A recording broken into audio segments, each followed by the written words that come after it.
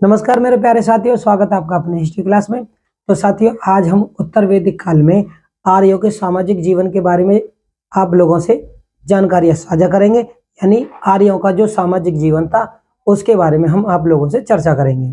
तो मेरे प्यारे साथियों, पिछली वीडियो के माध्यम से हमने जो जानकारी आप लोगों से साझा की थी वो ये की थी कि भाई जो आर्य लोग थे वो किस प्रकार से उन्होंने अपना क्षेत्र विस्तार किया था और कौन कौन से ऐसे क्षेत्र थे जो कि बाद में राज्य बनकर उनका राज्य के रूप में उदय हुआ था। तो आज जो हम जानेंगे वो जानेंगे उत्तर वैदिक काल और उत्तर वैदिक काल में सामाजिक जीवन। आप सभी को पता है उत्तर वैदिक काल का जो काल है, उत्तर मतलब देखो वैदिक काल जो था उसको दो भागों में बांटा गया था, पूर्व वैदिक काल और उत्तर वैदिक काल। पूर्व वैदिक काल के अंदर यानी पूर्व माने पहले का काल, पहले के काल में हम किसकी जानकारी साझा करते हैं आप लोगों से, तो ऋग्वेद काल की। कि भाई पूर्व वैदिक काल में यानी पहले के काल में हमने ऋग्वेद से संबंधित जानकारी आप लोगों से साझा की थी और उत्तर वैदिक काल में हम क्या करेंगे, उत्तर मतलब बाद का काल, वैदिक के यानी पूर्व के बाद के काल को क्या कहेंगे, उत्तर वैदिक काल। तो इसमें हम क्या करते हैं, सामवेद, यजुर्वेद और अथर्ववेद के बारे में आप लोगों से सारी जानकारियां साझा करते हैं। उसके बाद में इनके उपवेद, ब्राह्मण ग्रंथ, उपनिषद, आरण्यक और फिर वेदांग सूत्र, ठीक है ना, पुराण, महाकाव्य और पुराण, उनके बारे में भी जानकारी आप लोगों से साझा करेंगे।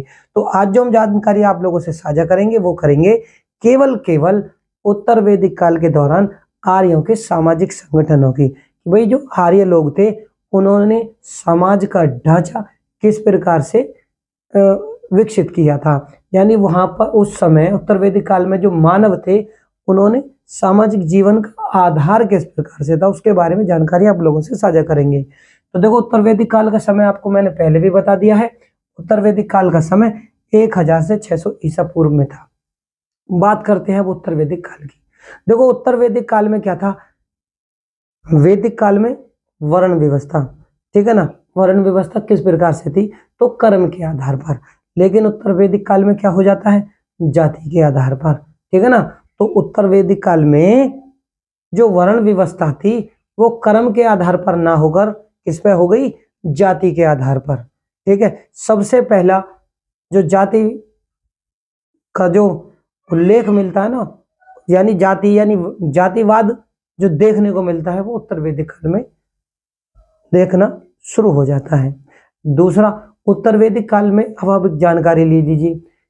वैदिक काल में 4 वर्णों के बारे में, 3 वर्णों के बारे में तो देखो स्पष्ट उल्लेख था, लेकिन चौथा जो वर्ण था जिसको शूद्र से हम संबोधन करते हैं, शूद्र के अंतर्गत हम जानते हैं कि चौथा जो वर्ण था वो शूद्र था। तो वो ऋग्वेद काल के अंतिम चरण में अस्तित्व में आया था और उत्तर वैदिक काल के शुरू में। तो इसलिए उत्तर वैदिक काल में क्या हो गया, 4 वर्ण हो गए। अब 4 वर्ण कौन कौन से थे, तो उनमें सभी लोग जानते हैं 4 वर्ण में कौन कौन से थे। तो देखो ब्राह्मण,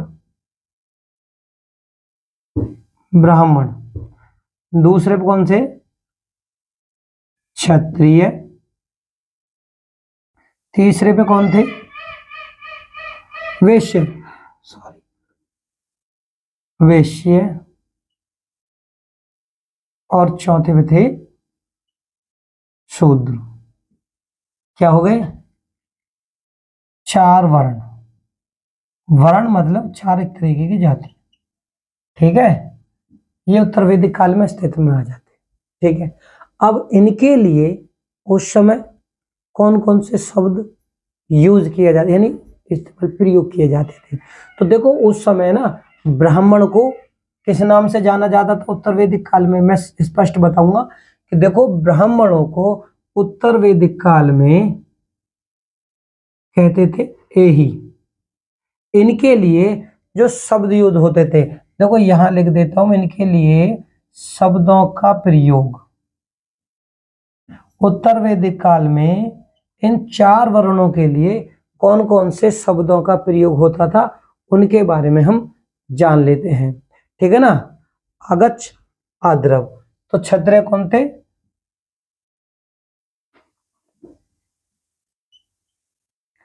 आगच्छ, आद्र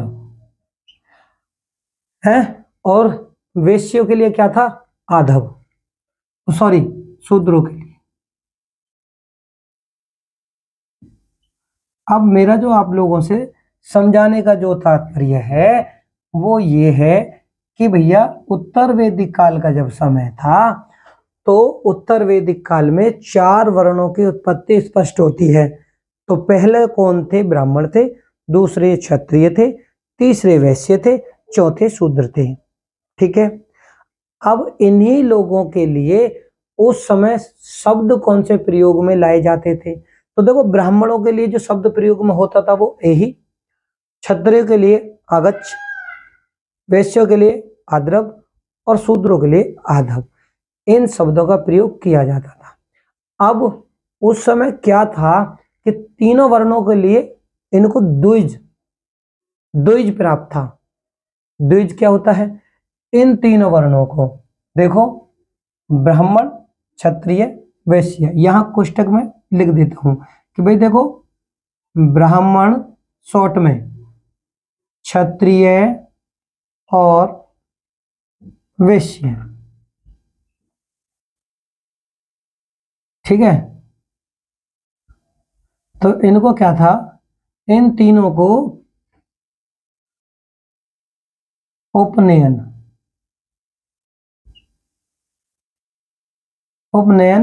संस्कार, ठीक है ना, इनको प्राप्त था। सॉरी, द्विज प्राप्त था। अब द्विज का जो मतलब होता वो होता उपनयन, यानी यज्ञोपवित्र जनेऊ धारण करने का अधिकार। क्या था उस समय की जो देखो व्यवस्था थी? तो ये जो 3 हैं इनको उपनयन, मतलब इनको क्या कहते थे उस समय? द्विज। ठीक है। इन तीनों को ही द्विज का अधिकार था, इन तीनों को ही द्विज बोला भी जाता था। ठीक है ना, समझ रहे हो आप मेरी बात? इनको वर्ण व्यवस्था के बारे में हम जानकारी आप लोगों से साझा कर रहे हैं उत्तर वैदिक काल की। तो ये वो 3 हैं, 3, ठीक है, 3 वो जाति वर्ण है, जातियां हैं, ब्राह्मण, क्षत्रिय और वैश्य, जिनको द्विज कहा जाता था। और द्विज का जो मतलब होता है वो होता है उपनयन। उपनयन एक तरीका संस्कार होता था जिसको बोलते हैं जनेऊ धारण करने वाले। ठीक है। तो इनको क्या था? जनेऊ धारण करने का अधिकार इनको प्राप्त था। शूद्र को यह अधिकार उस समय दिया हुआ नहीं था। अब ये जो उपनयन संस्कार यानी जनेऊ धारण करते थे वो किस चीज का धारण करते थे उसके बारे में अगर हम चर्चा करें तो देखो, इनको जो जनेऊ दिया जाता था ना, तो ब्राह्मण उस समय जनेऊ धारण करने वाले थे। तो ब्राह्मण कौन से जनेऊ धारण करते थे? सूत का। क्षत्रिय किसका करते थे? सन का। तो ब्राह्मण किसका? यहां लिख देता हूं, जनेऊ।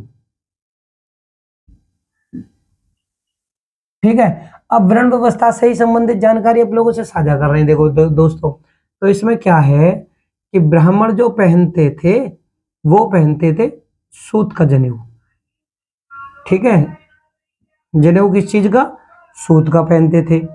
क्षत्रिय किस चीज का पहनते थे? सन का। सन क्या होता है? सन एक तरीके की लकड़ी होती है, सन का एक पौधा होता है।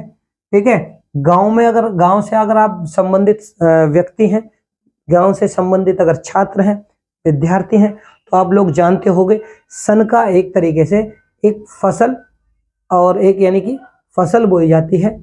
ठीक है ना, तो वो होती है एक लकड़ी के टाइप में।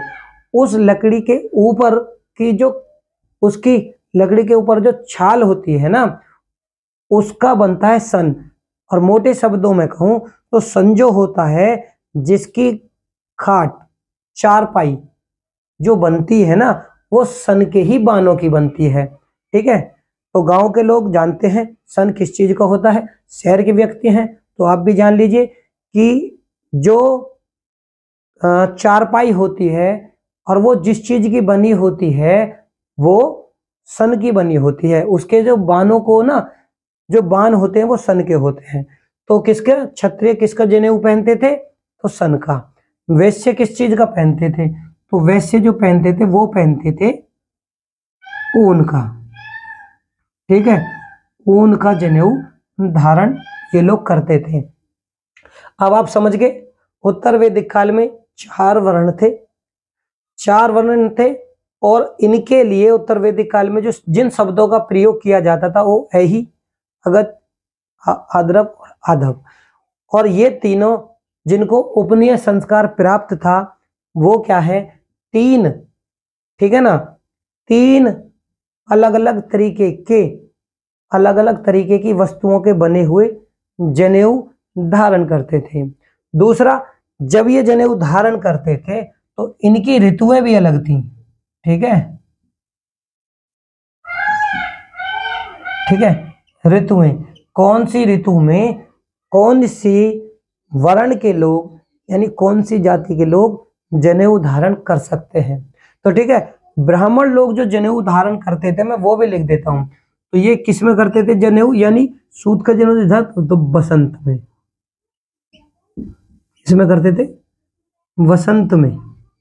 जनेऊ धारण करने के लिए भी इनके पास में क्या थी, ऋतुएं होती थी कि भाई आप लोग उस समय यानी उस ऋतु में ही जनेऊ धारण कर सकते हैं, ठीक है। तो वसंत में धारण करने वाले ब्राह्मण थे। क्षत्रिय यानी उत्तर वैदिक काल में, भाई देखो बीच बीच में मैं उत्तर वैदिक काल इसलिए बोलता हूं क्योंकि ये जो जानकारी हम आप लोगों से साझा कर रहे हैं वो उत्तर वैदिक काल की ही कर रहे हैं, ठीक है। तो जो क्षत्रिय लोग थे वो कौन से समय में, तो ग्रीस मतलब गर्मी के समय में, गर्मी में जनेऊ धारण करते थे, ठीक है।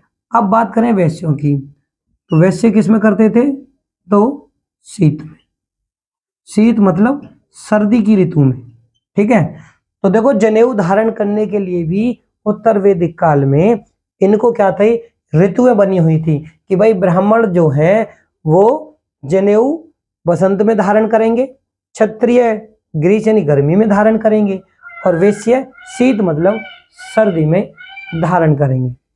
अब बात करते हैं कि भाई देखो ये जो वर्ण का जो उल्लेख है ना, वर्ण, इनका उल्लेख सबसे पहले कब हुआ था। देखो मैंने भाई मेरे प्यारे साथियों मैंने आपको बताया था, फिर एक बार बता देता हूं, सबसे पहले बनते थे वेद, वेदों के फिर उपवेद, शॉर्ट में बता रहा हूं मैं, उपवेदों के बाद में क्या बने, ब्राह्मण ग्रंथ, ब्राह्मण ग्रंथ शॉर्ट में लिख देता हूं, ठीक है, ब्राह्मण ग्रंथ बने, और ब्राह्मण ग्रंथों के क्या बने, आरण्यक, और इनके क्या बने, आरण्यकों के बाद में उपनिषद, ठीक है ना। उपनिषदों के बाद में मैंने आपको बताया तो वेदांग, ठीक है, वेदांग के बाद में क्या बने थे, सूत्रकाल, सूत्रकाल, ठीक है, और सूत्रकाल के बाद में क्या बने थे, महाकाव्य, उनका संकलन हुआ था, महाकाव्य के बाद में हुआ पुराण। अब पुराण के क्या थी कि ये बने थे गुप्त काल तक, ठीक है भाई, ये गुप्त काल तक बने थे, ठीक है ना। गुप्त काल में ज्यादातर सभी का संकलन हुआ था, ठीक है। और ये है कब के वेद, लगभग 1500 ईसा पूर्व से, और गुप्त काल कहाँ पे है, ईसवी में, ठीक है। तो ये मेरा समझाने का मतलब है कि जब भी इनों में सुधार हुए, आसान किया गया, ठीक है ना, अध्ययन सुविधा के अनुसार, तो इनमें इनका समय भी घटता चला गया, ठीक है ना, तो एक ही समय में नहीं। अब मैं वही चीज आपको कह रहा था कि देखो चारों वर्णों के बारे में ऋग्वेद काल का अंतिम चरण, उत्तर वैदिक काल का शुरू, ठीक है। अब वही वाली बात मैं आपको बता रहा हूं कि देखो जो मिला, ठीक है ना, तो वो कहाँ मिला, ब्राह्मण ग्रंथ में जानकारी, यानी 4 वर्णों का उल्लेख सबसे पहले कहाँ मिला, यहाँ पे मैं लिख देता हूं, देखो इस तरीके से कॉलम बना दिया। देखो चारों वर्णों का उल्लेख जो मिला, सबसे पहले जो उल्लेख मिला चारों वर्णों का उल्लेख, ठीक है, वो कहाँ पे मिला, तो भाई ये चारों वर्णों का जो उल्लेख मिलता है सबसे पहले जो मिलता है वो मिलता है ऐतरीय, ऐतरीय ब्राह्मण। अब आप ये कहेंगे भैया ऐतरीय ब्राह्मण में मिलता है, ये आपको देखो चारों वर्णों का उल्लेख कहाँ पे मिला, ऐतरीय ब्राह्मण, यानी कि वेद। अब वेदों में कौन कौन से थे, अब शॉर्ट में लिख देता हूं, देखो ऋग्वेद, साम, यजु और अथर्व। अब आप समझ गए होंगे। उनके बाद इनके उपवेद बन जाते हैं और उपवेदों के बाद में क्या बने, तो ब्राह्मण ग्रंथ। और ऐतरेय ब्राह्मण में किसकी जानकारी मिली, यानी समय देखो घट गया, समय घट गया। मोटे शब्दों में ये समझाने की कोशिश कर रहा हूं। कभी आप ये कहो कि जी वेदों के समय में ही जानकारी मिल गई थी, नहीं, चारों नहीं, तीनों वेदों की जानकारी ज्यादातर जो देखने को मिलती है वो ऋग्वेद काल में।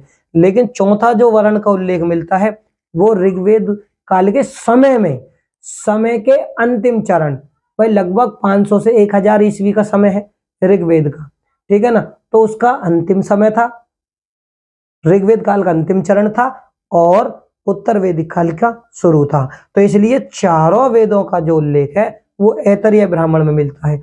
और ऐतरेय किसका ब्राह्मण ग्रंथ है, तो ऐतरेय जो है वो ऋग्वेद का, ठीक है, ऋग्वेद का ब्राह्मण ग्रंथ है। ये आप लोग समझ लेना, ठीक है, लिख दिया मैंने। अब चारों वर्णों की जानकारी यहां पे मिल गई, क्योंकि वर्ण उस पहले क्या थी, कर्म के आधार पर वर्ण व्यवस्था थी, लेकिन अब क्या हो गया, अब जाति के आधार पर, उत्तर वैदिक काल में हो गई जाति के आधार पर वर्ण व्यवस्था। भाई मेरे प्यारे साथियों, चैनल मेरा नया है, अगर मेरी वीडियो आप लोगों को अच्छी लगे तो उसे ज्यादा से ज्यादा लाइक करें, वीडियो को शेयर करें, चैनल पर अगर नए हो तो चैनल को सब्सक्राइब करें।